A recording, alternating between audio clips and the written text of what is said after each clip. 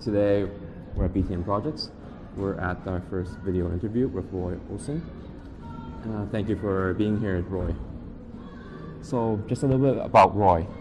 He is the former president and chief marketing officer at TELUS, one of Canada's largest telecommunications company.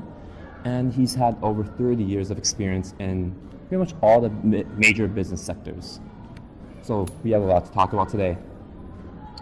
First off, why don't we get started? So one question that a lot of people I've asked really want to know is pretty much the origins of Roy Osing. So how did you get started? What was your first job like? And how did you differentiate yourself right when you first started? Here you go, Roy. Okay, well, thank you very much, and I'm delighted to be here. So I graduated from UBC almost 100 years ago. It feels like that someday, with a degree in mathematics. And so when I entered the business world, I was, 23 years old. I got a job with then BC Tel as a systems analyst in the data processing department to make use of my math degree, and that's what I thought I wanted to do. So I worked there for a few years and decided that, I didn't really like that, and went into marketing without really having I don't have any formal background in marketing. I had to learn it. And so I basically moved around the company within marketing and then into different kinds of jobs for many, many years. And I was fortunate enough to have the opportunity to do new things and also succeed at them and sometimes not succeed at them, both providing excellent learning opportunities. And so I spent my whole life basically with one company in many, many different capacities, and was rewarded by leaving a 33-year career, which was very rewarding and something that I very much loved.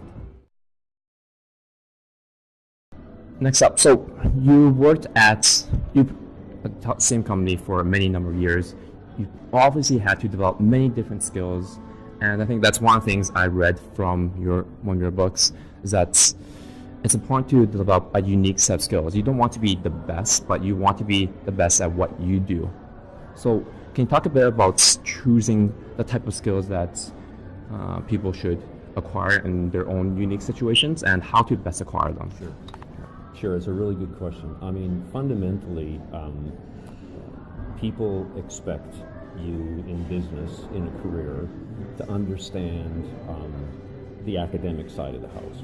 Okay, everybody comes to the table with a set of academic skills, with certain knowledge, etc. And you have to have that to play the career game, is what I would say. But just because you have it, it doesn't mean you're going to win at the career game. So it occurred to me very, very early on in my career that I had to figure out a way to be different from everybody else. I call it the herd. The herd exists outside a company, it exists inside. And so the sort of approach that I took was to do things differently, to do things deeper, to spend more time on something. Because a lot of times people look at a task and they kind of they don't spend a lot of time thinking about how they can do it differently. I did. I spent a lot of time doing that, and I applied that to the job. Every project that I had to do, every presentation I had to make, I always thought, how can I do this differently so that I actually stood out from other people who might be in a similar situation? And I just stayed with it. That was the basic thing that drove me for 33 years. In fact, I still do it as a grandfather. I'm a different grandfather. I approach life the same way. I mean, when you really think about it, doing things the way everybody else does them is kind of boring. And it's not really self-fulfilling. And I can tell you, being on the other side of the desk, seeing people like that, you don't know how, you can't differentiate among them. They're all the same. And we can talk about this later, but the biggest manifestation of that, in my view, is how people write resumes. They all look the same. It kind of makes me want to slip into a coma when I read some of these because they're so similar, right? So, I mean, at this age, you got to be thinking, it's a tough world. There's a lot of people competing for few jobs. You need to stand out. You need to stand out, not in a gimmicky way, but in a way that matters to the people that you're there to serve. And I learned that very young, and I just stayed with it. And as I say, to this day, I believe in it and I practice it.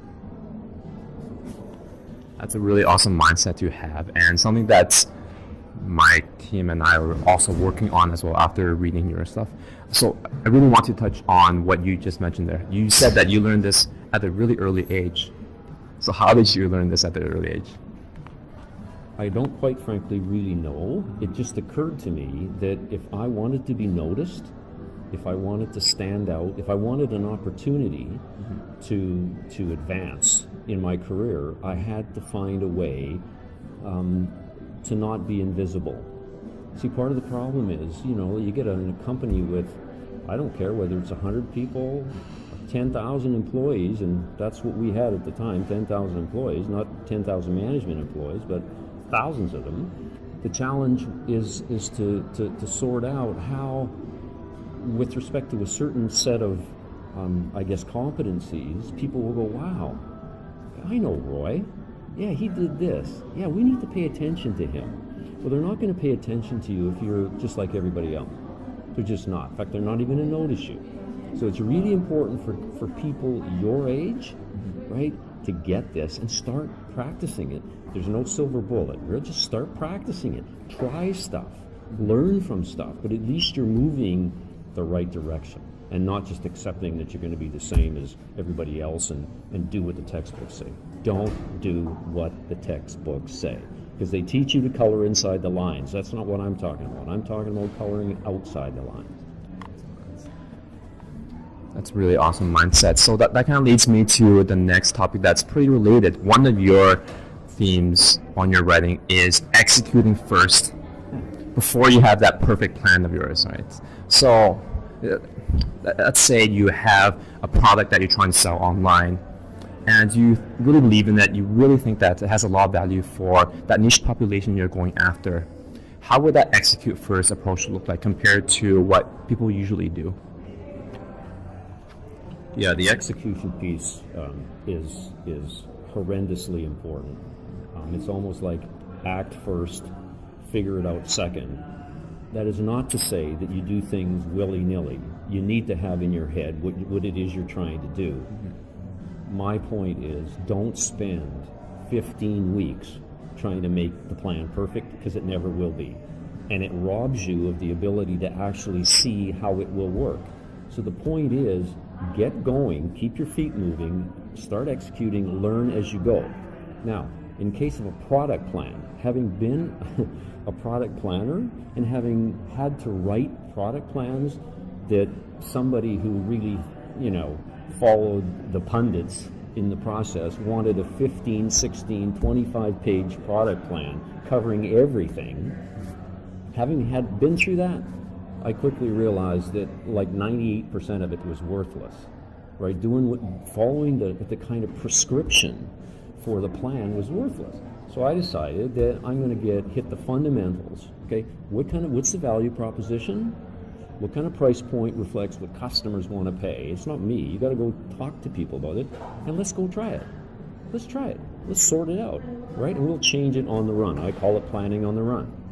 Okay, so just get out there, doing stuff, get feedback, learn, get some experience, and then tweak it as you go. Eventually, you'll figure it out. But to actually, sit before a product launch and claim to know how it will turn out is intellectually dishonest, because nobody has that kind of foresight. And it's not because people are stupid.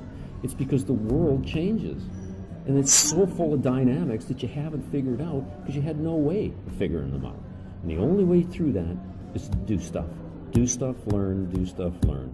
Planning on the run. Perfect. So planning on the run, that seems like a common theme.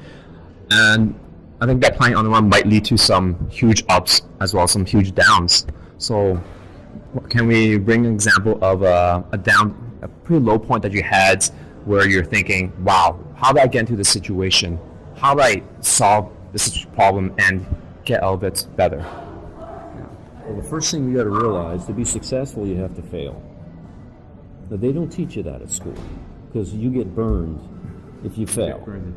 Okay, and that's part of the problem I have with the education system today, right? It punishes people for failing. I mean, I read an interesting article some time ago about Michael Jordan. I mean, he was proud of the fact that he lost tens of games with the Chicago Bulls, but it made him great. He was a great guy, but he lost a lot. And so my point here is, be okay with failing, because you will.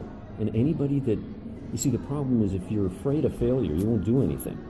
It's like a rigor mortis sets into you and you're still alive. You just don't move, right? Yeah. So the only thing you can do is to just try stuff, do stuff. I recall very early in my career, we introduced a product, and what it was a chat line service. We didn't have the internet in those days, but what it was a phone-in service where you called into a bridge and you talked to people. It's kind of like a giant sort of like telephone-based chat service. And I thought, well, this sounds pretty cool. Why don't we go give this a whirl? Well, we did give it a whirl and discovered that there was one piece of this that we had failed to give a lot of attention to. And that was the fact that the chat room got to be used for some questionable things. It was the quality of the conversation going on the chat line wasn't really in keeping with the brand of the telephone company. And I missed that. I didn't even think about that going in, okay? Yeah. So we discovered it because we had companies or radio stations like CKNW and CKWX reporting on how this chat service was being used. And I was going, OMG, this is getting... And so what was happening is it wasn't our content. We really, it wasn't our responsibility to protect the public from what these, people were chatting about. But nevertheless, it reflected on our brand. So what we did is we shut it down. Just shut it down overnight. Just said, boom, cutting it, that's it. The lawyers went nuts because in essence what we were doing was censoring what people were using, and we had no right to do that. And so our lawyers told me, Roy, you can't do this. I said, yeah, we're doing it. We'll worry about any negative ramifications later. Well, the only negative we didn't have any negative ramifications. Right? People were proud of the fact that we took action on this. Some of the people internally were saying, yeah, but what about the revenue? What about the revenue? Who cares about the revenue? It's still a new service, right? And so what we did is we got recognized for taking fast action and doing the right thing, even though it was a hard decision. An example of getting it wrong, but really, really recovering quickly. Big message in there. If you recover quickly, people forget about the mistake you made in the first time. So that's an awesome mindset to have. If recovering quickly, just making sure that you don't look back at it. That seems to be the common theme. Is that right? Well, the whole recovery notion is to learn from what you've done, right, and react and respond in a very quick and thoughtful way, and then tell everybody what you did. Because to simply recover without anybody knowing that you recovered isn't really going to, get you the kind of plaudits that you want. Now, we weren't looking for plaudits. We were just trying to get it right the second time. Interesting, right? Yeah. Do it right the first time? No. Try to do it right the first time, but get it right the second time, or the third time, or the fourth time. Just keep hammering away until you get it right. Part of the problem that I see today is we've been taught to get it right the first time. It's a ridiculous notion. Steve Jobs didn't get it right the first time. But what he did is he just kept beating towards it and got it right. You think the iPhone, you think the iPod in the old days, right, basically worked the way you wanted to at first time? No, it never did. Never did. We'll never know what the details are, but I can tell you it never did. But he won on the basis of it. So getting that looseness around the plan and tightness around execution and following what you learn from execution is clearly the way to win. In my view, it's absolutely the way to win. Okay. So learning from what you've done and just keep on iterating and improving for each cycle, that seems to be the general strategy for recovering from a horrible situation like whatever mistake that you have. So I think that kind of leads me to the next question. You're obviously a huge reader, huge learner, right? What can you talk about some of your favorite books that you like to read in your own time, and why are they some of your favorite books? Yeah, part of part of standout leadership is being a voracious learner and a mentor seeker, and I've always done that. But I've approached it differently. Like two of my biggest mentors, I've never met. I've sort of, my relationship with them was created by their content and how their content resonated with me. And one guy is a guy by the name of Seth Godin, who any of your followers know. Seth is the marketing guy in the world. He started companies, blah blah blah. He's written so many books. I can't even tell you how many he's written. I've read every one of them. And what resonated with me is its practical nature. They're not theoretical, blue ocean strategy books. Nothing against blue oceans, but it's really heavy and it's way too much for me. Yeah. Seth Godin is a practical guy, and he gets differentiation. You may be interested in a book called The Purple Cow. I would recommend you read it. Okay. It's brilliant. Another guy is a relatively older man by the name of Tom Peters, who started out with a book that he wrote with Tom Waterman called In Search of Excellence. Again, what he did was he studied many organizations throughout the world and tried to figure out what makes them excellent. Very, very practical, simple solutions, right? Not theoretical treatises on everything. Just to mention two, okay, I tend to look at people who have done something as opposed to talk about something. I tend to look for people that have got a strong operational, practical bent. Because in the world that I came from, I needed that. I ran a $1 billion a year organization called Advanced Communications, which is an internet. We started the internet. I needed some help doing stuff, not talking about stuff. And so I looked for people that I could learn from. And those would be two examples. Richard Branson is a guy that I just love. He just personifies the what the hell attitude, which really we need more of that. If you're not getting people to go, oh my God, chances are you haven't evoked the emotion in them. And that's what we need to do. We need to evoke emotion in people, not engage their logic, because nothing happens from the logic. People don't execute from a logical platform. They operate from their gut, and they do stuff that is emotionally compelling to them. So look for people who do that, get close to them, learn from them, and it doesn't matter if you meet them. It would be nice, but you don't have to. So we'll definitely put the links to those two books later in the blog post.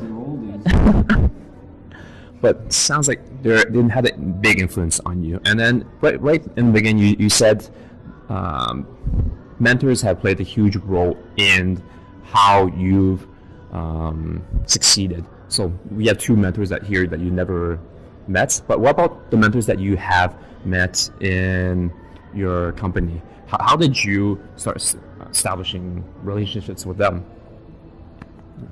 Yeah, interestingly, a lot of people think that the objective is to go out and seek them, and yes, you should. The best situation is when they seek you. And I was fortunate enough in my career, first of all, I did a job being viewed, being seen amongst my peers, and being recognized by the executive of the company. One in particular, his name is Bill McCourt. He was hired by TELUS or BCTEL in those days from Eaton's, and he was an amazing influence on me. And he taught me without me asking. He sought me out and got close to me and helped me. That's the perfect situation. There's been others that I've had to kind of like foster along the way, and if you're honest and informal and open, that works just as well. Okay, so it's a combination of inside, outside. Rubbing shoulders with, reading about. There's no single solution or prescription that works for everybody. It's a matter of finding out what works for you as a person and just going with it and just stay with it. I mean, perseverance and pain tolerance happen to be two of the biggest prerequisites for success in my view. Perfect. So establishing both like external and I guess people who are close to you, rub shoulders with them. That's a pretty great combination there. I think what that leads me to is a question that some of my friends want to ask you. So what is one secret that, or one thing that you believe to be true that a lot of people don't know to be true? Well, we've sort of talked about it a little bit, and that is success comes from relative degrees of imperfection. That's a Royism.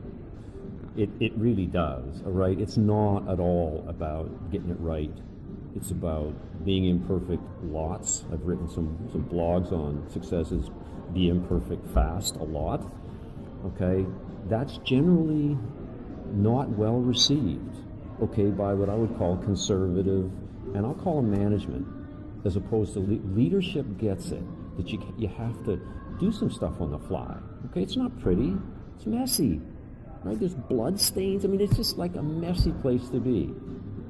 But it's, at least in my experience, it is absolutely vital to winning, not just in a business environment, but personally, for your own career, it's important to actually do that.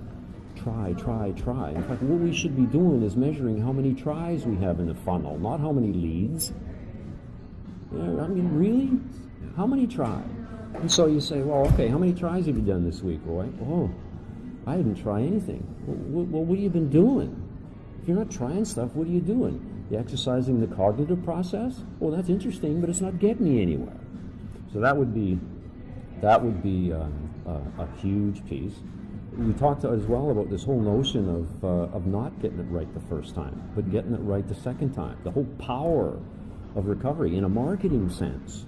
People are more loyal to a company that recovers well than the company that gets it right the first time. And the reason for that is people expect you to get it right the first time. The reality is you never are going to all the time. And so now the question is, what are you going to do when you screw up? So it's a screw-up factor that is really, really powerful and teaches, or should teach organizations, right, that they need a screw-up policy. And when I screw a customer over, we should have a policy and a practice and a strategy for recovering well. Don't see too many of those. But those are so obvious. It seems like organizations are preoccupied with theoretical constructs of what should be, as opposed to human, practical things that work. I'm happen to be one of those guys, because I'm not smart enough to be a theoretical practitioner. I have some doubts about that.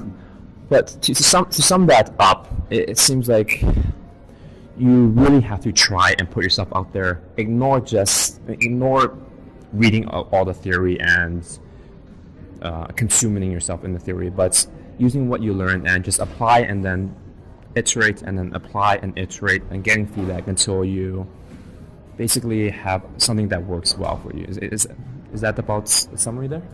Yeah, I mean, first of all, there's no formula for this stuff, right? It's kind of like almost a way of life, right? That you decide you're gonna, and a course that you're gonna follow, that you decided, a journey that you decide to go on. I doubt that we ever will get to the end of the journey, and that's because the journey teaches us a lot, and it teaches us relentlessly. So the mindset, which in a way is kind of ironic, because school teaches us there's an answer to the problem. Well, in this particular case, being successful, right, and having a rewarding experience with one company or 15 companies isn't about that. It's about search and discover, learn as you go. It's a journey, okay? So I hope people will start to think about it. Yes, you need a certain level of academic competence to even start down the journey path. You have to, and I'm not suggesting that you don't.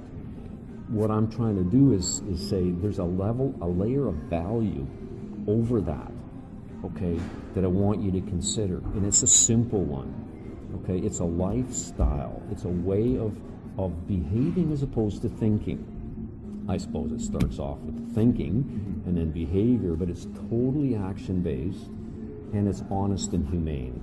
Okay, it incorporates so many of those dimensions that to actually try and create a model for it would actually be defeating the purpose, because what that would be doing is try to institutionalize the concepts and make it a theory. I don't want to do that. I don't want to do that. But your basic notion is right. Figure out what you want to do, head slightly west, get going, and learn from the journey and change as you go. Ask for help along the way. Always ask for help. And influence others. Help others. Perfect. So help others. I think that's a great lead to my next question here. So at B Team Projects, what we're trying to do in the long run is to help people build up their own personal brands. Because a lot of people are experts at what they do in their jobs, but say they want to start reaching out and building an online brand. What are some tips you have for these people? I have absolutely zero tips for anybody who wants to build a brand, because that basically truncates the brand building process. It's like somebody showing me an advertisement, television advertisement, say, what do you think about this? And my answer has always been, I don't think about that.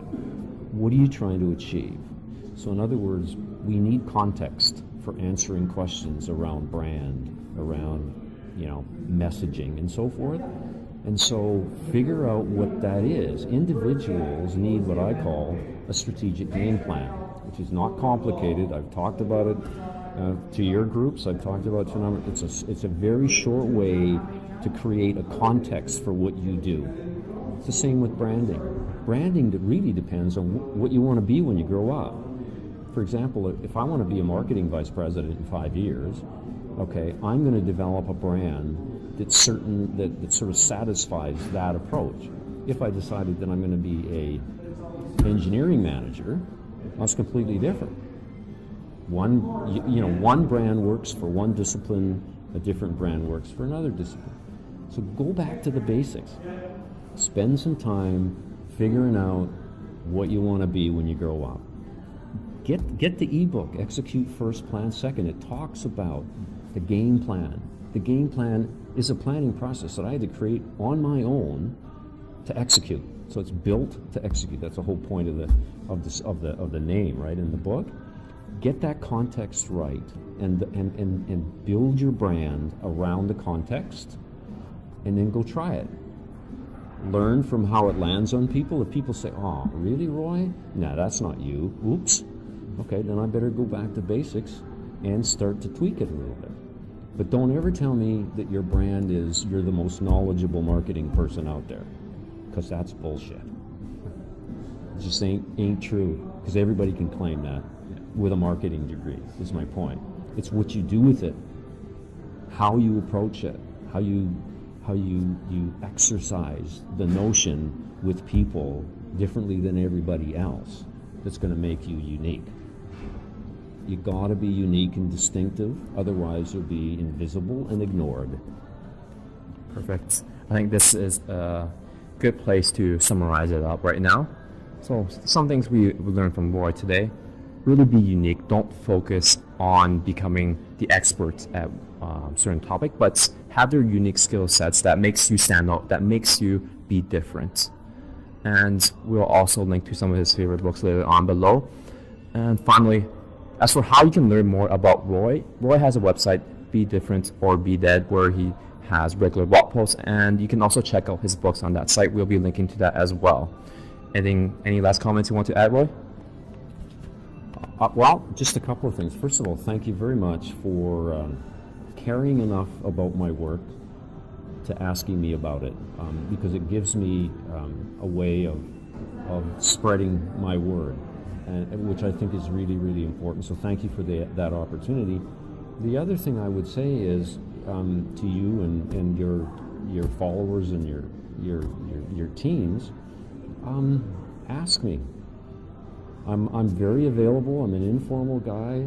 If anybody has anything on their mind, I'm available. I like to relate. I'm on Twitter. I'm on LinkedIn. I got emails, and you're free to share that information. And I'm writing for you guys now every month.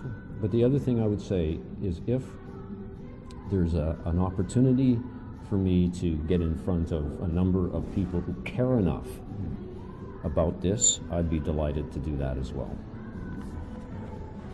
Perfect. So thank you so much, Roy, for being on our video blog today. Really grateful to have you.